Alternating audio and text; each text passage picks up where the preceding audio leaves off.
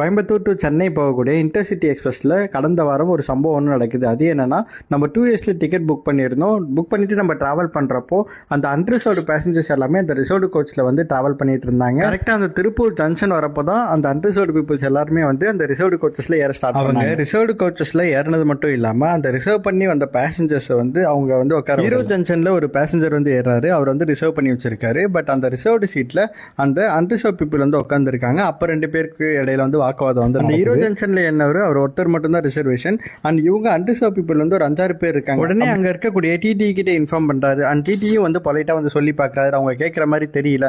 உடனே வந்து இமீடியட்டா வந்து இன்னொரு சம்பவம் வந்து அந்த ஹீரோ ஜங்ஷன்ல வந்து அந்த ரிசர்வ் பண்ணி வந்த பேசஞ்சர் சிம்பிளா வந்து ஒன்று பண்றாரு.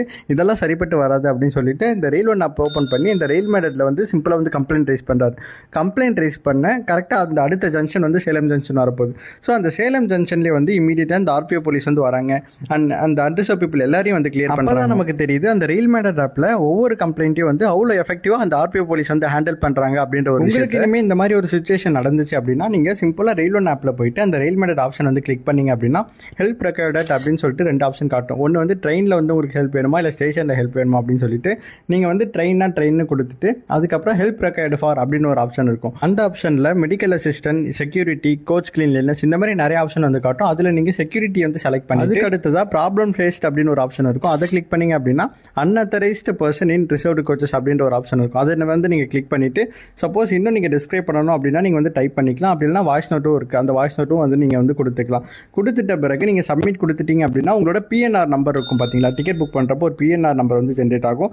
அந்த நம்பரை வந்து நீங்கள் என்டர் பண்ணுற மாதிரி இருக்கும். அந்த நம்பரை என்டர் பண்ணிட்டு நீங்கள் அப்ளை கொடுத்தீங்க அப்படின்னா உங்களுக்கான அந்த கம்ப்ளைண்ட் ஐடி வந்து உங்களுக்கு மெசேஜ் வழியாக வந்துடும். அதை வந்து நீங்கள் ட்ராக் பண்ணிக்கலாம். அண்ட் இமீடியட்டாக அடுத்த ஸ்டேஷன்லேயே அந்த ஆர்பிஓ போலீஸ் வந்து உங்களுடைய ப்ராப்ளம் வந்து அவங்க கிளியர் பண்ணி கொடுப்பாங்க. அந்த ரயில் மேடர் ஆப் கம்ப்ளைண்ட் வந்து 24/7 வந்து மானிட்டர் பண்ணிட்டே இருக்கும். இந்த ஒரு முக்கியமான விஷயத்தை அடிக்கடி டிராவல் பண்ணக்கூடிய உங்களோட ஃப்ரெண்ட்ஸ்க்கு மறக்காம வந்து ஷேர் பண்ணீங்க.